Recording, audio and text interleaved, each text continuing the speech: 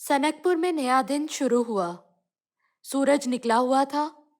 ढोलची ने आकर ऐलान किया, सुनो सुनो, सब सुनो, सब सुनो, होशियार, खबरदार, बंसीलाल जेल से फरार हो गया है।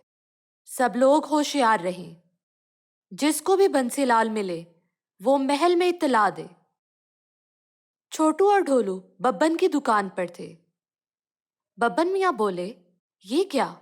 ये बंसीलाल बहुत बदमाश है, हर बार फरार हो जाता है। छोटू बोला, अब तो बचना पड़ेगा। बब्बन बोला, मुझे तो मुश्किल नहीं होगी बचने में। ढोलू बोला, क्यों चचा, ऐसा क्यों? बब्बन बोला, जमे मिठाई और अचार तुम बदमाशों से बचा सकता हूँ, तो बंसीलाल क्या चीज है? इस बात पर छोटू और ढोलू हंस पड़े। इतने में माली बाबा आ गए। माली बाबा कुछ पी रहे थे। बोले, देखो देखो, ये कितना अच्छा जूस है। ढोलू ने कहा, ये आपने कहाँ से लिया है माली बाबा? उन्होंने जवाब दिया, गली के कोने पर एक नई दुकान खुली है, एक बूढ़ा आदमी बेच रहा है। छोटू और ढोलू दुकान पर गए। एक छोटी सी दुकान थी और एक बूढ़ा आदमी बेच रहा था।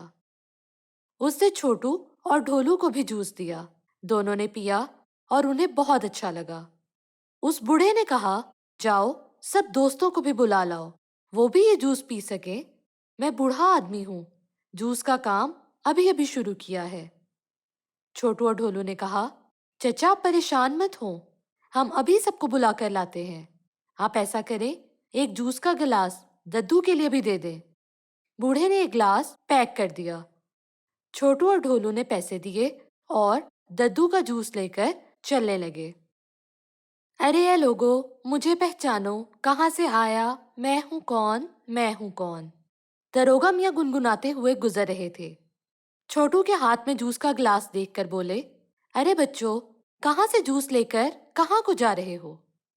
छोटू बोला, दरोगा मियाँ, गली की नुक्कड़ वाले दुकान से बहुत अच्छे बूढ़े चचा हैं, वो ही ये जूस बेच रहे हैं। ढोलू बोला, हाँ, उनकी शक्ल बंसीलाल जैसी है, लेकिन वो बहुत अच्छे हैं। छोटू बोला, अरे यार, तुम्हें तो हर कोई बंसीलाल लगता है। दरोगा मियाँ, आप जरूर जाएं। दरोगा मियाँ बोले, हाँ हाँ बच्चों, क्यों नहीं, मैं अभी जाता हूँ। दरोगा मियाँ दुकान पर गए। दुकान पर बूढ़ा जूस बेच रहा था। उसने कहा, अरे बेटा आओ, तुम तो मुझे अपने बेटे जैसे लग रहे हो। दरोगा मियाँ इस बात पर बहुत खुश हुए और बोले, बाबा मुझे भी जूस पिलाए ना। बूढ़े ने जूस दरोगा को दिया। दरोगा मियाँ ने जूस पिया और मास्टरनी जी के लिए पैक करवा लिया।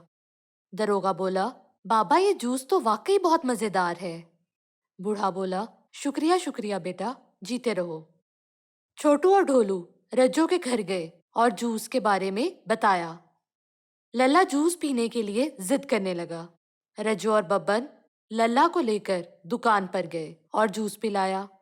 लल्ला बोला, ये अंकल तो बंसीलाल जैसे लग रहे हैं। बब्बन बोला, चचा माफ करना, बच्चा है, इसको तो हर कोई बंसीलाल दिखता है।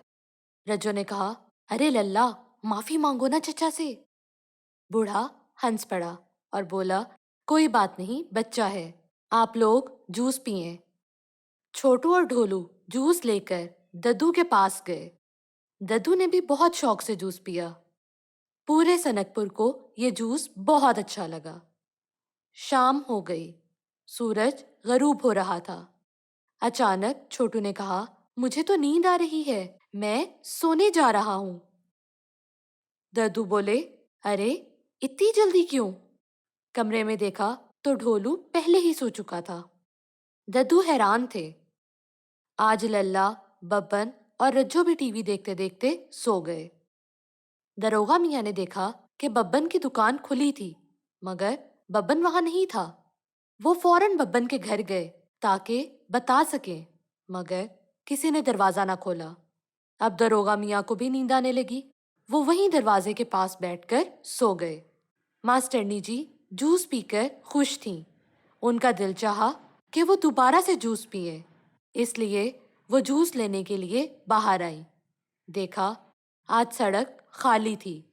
ना बच्चे खेल रहे थे, ना ही बब्बन मियाँ दुकान पर थे। मास्टरनी जी बोली, ये तो अजीब बात है। लगता है पूरा सनकपुर जूस लेने गया है। और फिर खुद ही हंस दी।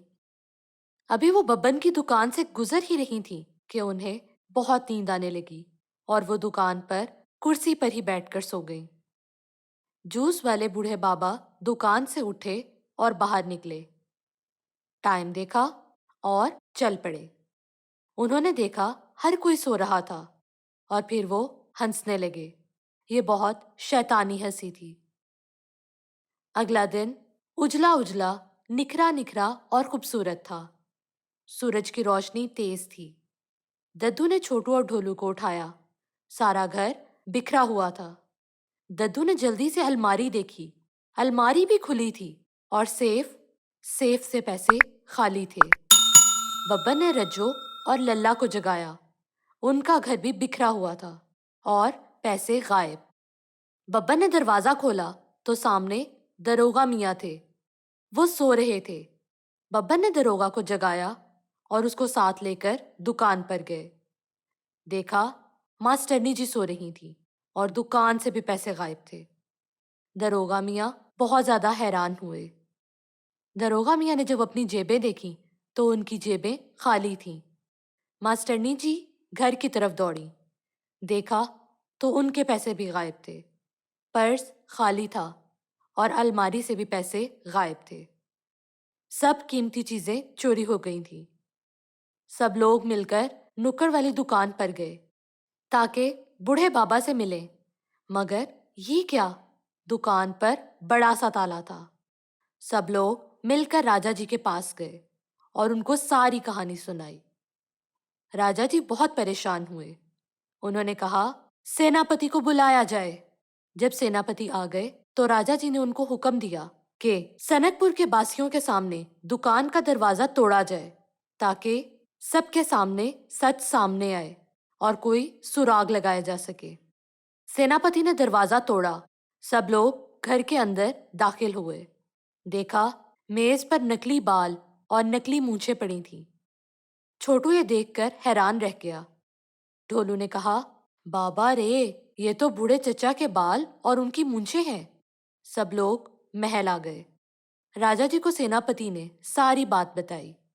राजा जी बोले, मतलब वो कोई बूढ़ा दुकानदार नहीं बल्कि कोई बहरूपिया है। हमें इस बहरूपिया को पकड़ना होगा, वरना वो सनकपुर में कोहराम मचा देगा और लोगों का सामान लूटकर भाग जाएगा। हम किसी को भी सनकपुर से गद्दारी नहीं करने देंगे। इस काम में हमें आप सबकी मदद चाहिए होगी। सबने कहा, राजा जी, हम आपके साथ हैं। सब लोग बहरूपिया को पकड़ने के लिए महल से निकले। लल्ला बोला, मैंने तो बोला था बूढ़े चचा की शक्ल बंसीलाल से मिलती है। दरोगा बोला, कहीं वो बंसीलाल ही तो नहीं जो बहरूपिया बनकर सबको बेवकूफ बना रहा है। बब्बन बोला, दरोगा मियाँ, तुम्हारी बात में दम है। मास्टरनी जी बोली, हमें हर मुमकिन बात पर गौर करना होगा, वो बंसीलाल हो या कोई और, मगर हमें अपना सामान वापस लेना है। छोटू और ढोलू बूढ़े बहरूपिया के घर गए और सबूत ढूंढने लगे। लल्ला ने कहा, अरे यार, वो चोर तो दुम दबाकर भाग गया है, तो तुम यहाँ क्या कर रहे हो? छोटू ने कहा, सांप के होने का पता मट्टी पर निशान से चलता है और इंसान के गुजरने का पता उसके कदमों के निशान से। हम उस बहरूपिया का सुराग ढूंढ रहे हैं और वो सुराग वहीं से मिलेगा जहां से वो गुजरा है। लल्ला बोला, वाह भाई वाह, बहुत खूब। चलो फिर ढूंढते हैं बहरूपिया की अलमारी से। अलमारी खोली तो देखा एक नक्शा पड़ा था। उस पर निशान लगे थे। ढोलू ने कहा, लगता है बहरूपिया ये नक्शा यहीं भूल गया है। देखो देखो, नक्शे पर बब्बन चचा की दुकान है। लला ने कहा, सिर्फ बाबा की दुकान नहीं, ये तो सनकपुर का नक्शा है। देखो, बहरूपिया ने सबसे पहले चोरी बब्बन की दुकान पर की, फिर रज्जो के घर पर, उसके बाद मास्टरनी जी का नंबर आया और फिर छोटू और ढोलू के यहाँ। इसके बाद वो बहरूपिया नदी के पास गया और फिर कहाँ गया होगा? लल्ला बोला, इस नक्शे पर तो आगे का निशान बना ही नहीं है। छोटू और ढोलू ने नक्शा लल्ला को दिया और कहा कि वो ये नक्शा राजा जी को दे और मदद के लिए सिपाही तैयार करवाए। खुद वो दोनों मिलकर नदी की तरफ भागे। नदी के पास बहुत से दरख्त थे और परिंदे चहचहा रहे थे। ढोलू ने कहा, हम आ तो गए हैं, मगर अब आगे क्या? कहाँ जाना है हमें? छोटू ने कहा, गौर से देखो हर चीज को। बंसीलाल कहाँ जा सकता है? ढोलू ने कहा, अरे यार वो देखो, एक दुकान है वहां। चलो चलकर दुकान वाले चचा से पूछते हैं, क्या पता उन्होंने बंसीलाल को देखा हो। वो लोग दुकान वाले चचा के पास गए। देखा वो तो हल्कू हकीम की दुकान थी। बोले, बेटा तुम लोग यहाँ क्या कर रहे हो? सनकपुर में कोई बीमार है? नहीं नहीं चचा, सनकपुर में तो कोई भी बीमार नहीं। हल्कू हकीम बोले, अच्छा, एक बूढ़ा आदमी आया था, बहुत बूढ़ा था। बोल रहा था कि नींद की दवा चाहिए, दद्दू बीमार है। ढोलू बोला, नहीं नहीं, हमारे दद्दू तो बिल्कुल ठीक है। अच्छा, ऐसा कहा था उसने? हाँ ना, उसने ऐसा ही कहा था। और अभी अभी वो बूढ़ा फिर से आया था, थोड़ी देर पहले। दोबारा से उसने वही दवा ली है। ढोलू बोला, क्या कह रहा था वो?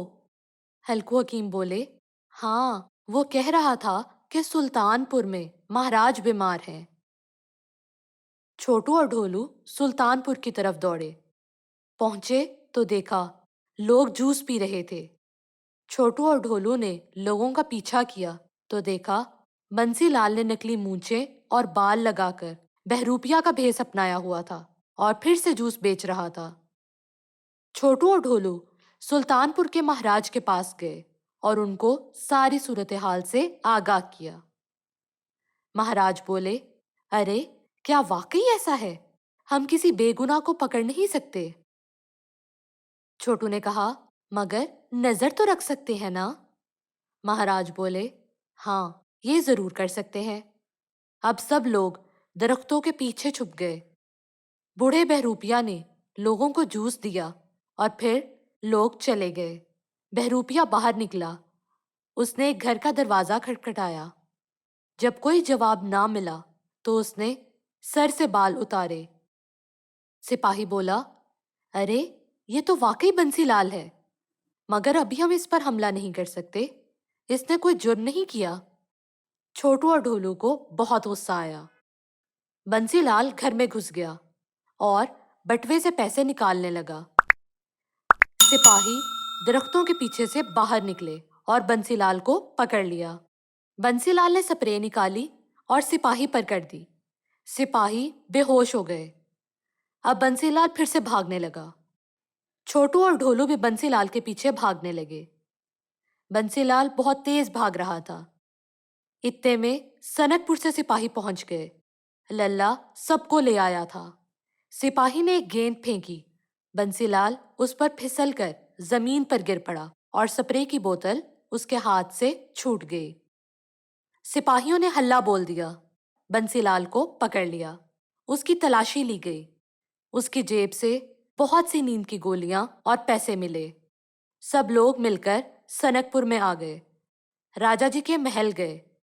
बंसीलाल से सिपाही ने पूछा तो बंसीलाल बोला, हाँ, मुझे पैसों की जरूरत थी। मैं शहर जाना चाहता था, यहाँ से भागकर। फिर मैं इज्जत की जिंदगी गुजारना चाहता था। मुझे अब जिंदगी जेल में नहीं काटनी।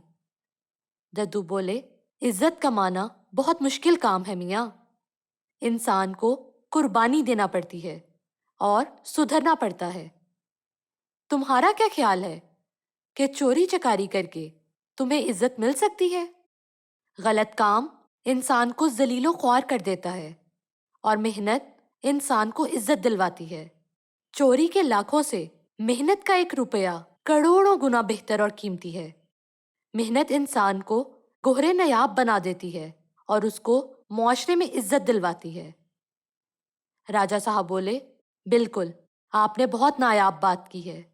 अब बंसीलाल को शहर जरूर भेजा जाएगा, मगर शहर की जेल में, ताकि उसको भी मालूम हो कि शहर की जिंदगी बहुत मुश्किल है, और अगर इंसान चोरी कर कर ये मुश्किल देखे तो ये मुश्किल आजाब में कैसे बदलती है। सिपाही बंसीलाल को पकड़कर बाहर ले गए। सुल्तानपुर के महाराज ने छोटू और ढोलू के लिए बहुत सा अचार और जलेबियां भेजी और बोले, तुम लोगों ने न सिर्फ सनकपुर के लोगों की मदद की बल्कि सुल्तानपुर को भी बहुत बड़ी आफत से बचा लिया। तुम लोगों का बहुत ज्यादा शुक्रिया। छोटू और ढोलू ने शुक्रिया कबूल किया, मिठाई और अचार भी लिया। राजा जी ने सबको चोरी की हुई रकम वापस की। सब लोग खुश हो गए। दद्दू ने छोटू और ढोलू को बहुत प्यार किया। मास्टरनी जी बोली, मेरे स्टूडेंट्स तो बेस्ट स्टूडेंट्स हैं। लल्ला बोला, डब्बे में डब्बा, डब्बे में अचार, मेरे दोस्त हैं यारों के यार। इस शेर पर सब लोग हंस पड़े। You can download the application on Google Play or App Store, and you can visit our website mathslegends.co.uk.